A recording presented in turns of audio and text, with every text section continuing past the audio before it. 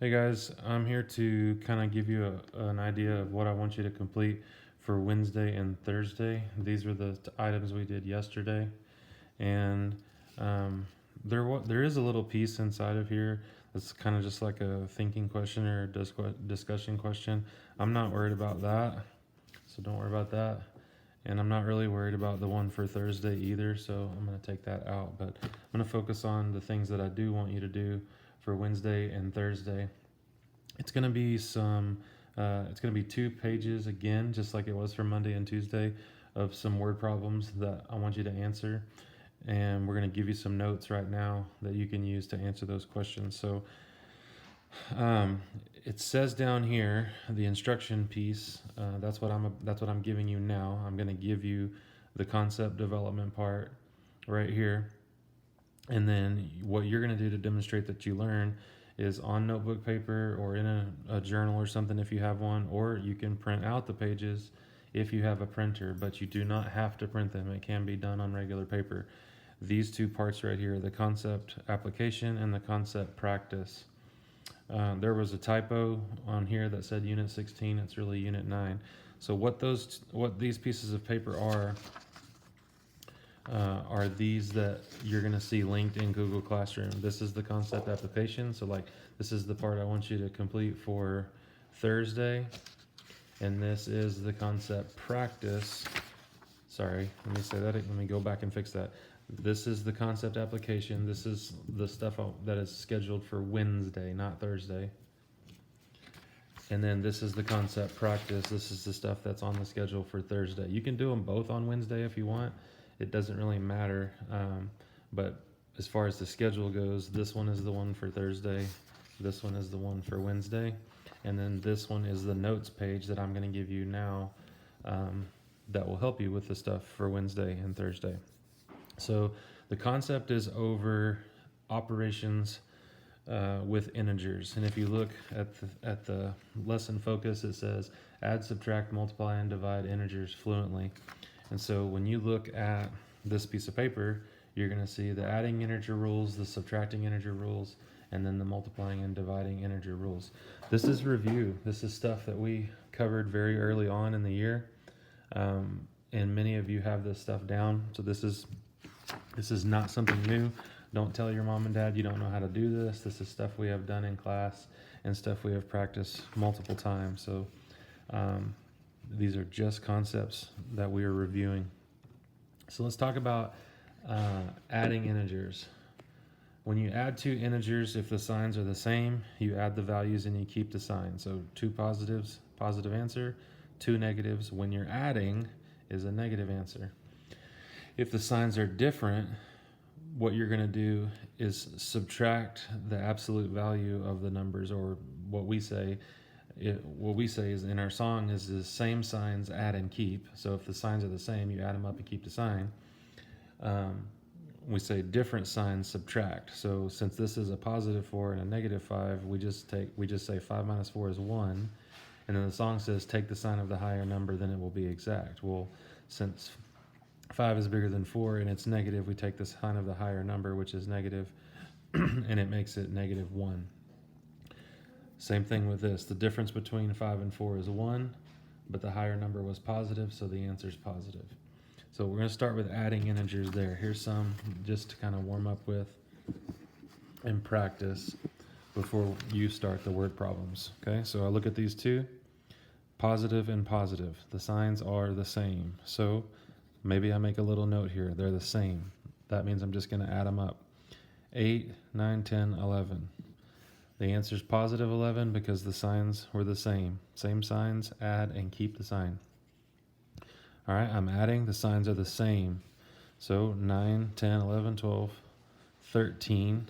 But it's negative because whenever the signs are the same, we just add them up and we keep the sign. In this situation, the signs are different. So I'm not going to do 25 plus 17. The reason why I'm not going to do that is because one's negative and one's positive. So I'm going to subtract these two numbers in my head or on paper, either one, 25 minus 17. And when I do that, I'm going to get 8. So when I subtract those, I get 8. But 25 has a greater absolute value than, negative 25 has a greater absolute value than 17 does. Or in kind of the slang term, we say 25 is bigger than 17, and it's a negative, so our sign's a negative. That means if we had more negatives when we're adding, then the answer is going to be negative. Let's go down to the next one. So we look here, same signs or different signs. Different signs. So we're going to subtract them. 12 minus 10 is 2. Okay, now look at our two numbers. What do you have more of? More positives or more negatives? You have 10 positives, but you have 12 negatives. You have more negatives, so the answer is negative. All right, different signs. Different signs, so we're going to subtract. 8 minus 4 is 4. Do you have more positives with the 8 or more negatives with the 4? You got more positives, so it's positive 4. Different signs, so we're going to subtract. 13 and 21, the difference between those two would be 8. And you have 13 negatives and 21 positives. You have more positives, so the answer is positive. All right, careful. We're back to same signs now. Negatives and negatives, so we just add these up. That's going to be 25, but they're going to be negatives because the signs are the same. So you notice I'm only adding the numbers together when the signs are the same. When the signs are different, with one positive and one negative, I'm really subtracting each time. Last one, signs are different. So that means I'm going to subtract these two. 24 minus 17 would be, 7, I think, if I'm doing that right. I've got 24 positives, but only 17 negatives, so my answer is positive because I have more positives. Those are the rules for adding integers, okay? And like I said, we sang a song about this in schools, and we've practiced it a lot. Subtracting integers sometimes seems a little bit trickier, but they're really not, because all you're doing is you're rewriting the problem as an addition problem. That's what it says right here. So once you rewrite it as an addition problem, then you just go right back to the same rules we were just using with addition.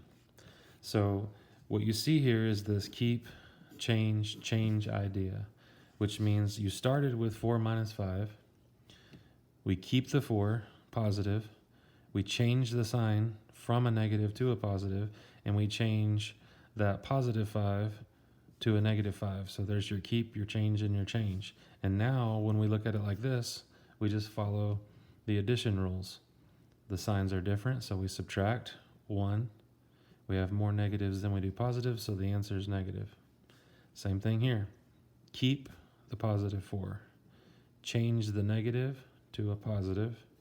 Change negative 5 to positive 5. Now we treat it like a new problem. 4 plus 5 is 9. They're both positive. The answer is 9. So that works in all these examples, this idea of keep, change. So here we go. Let's look at some examples of this. Some of these we don't need to use keep, change for because it's basic math. 9 minus 2 is just 7.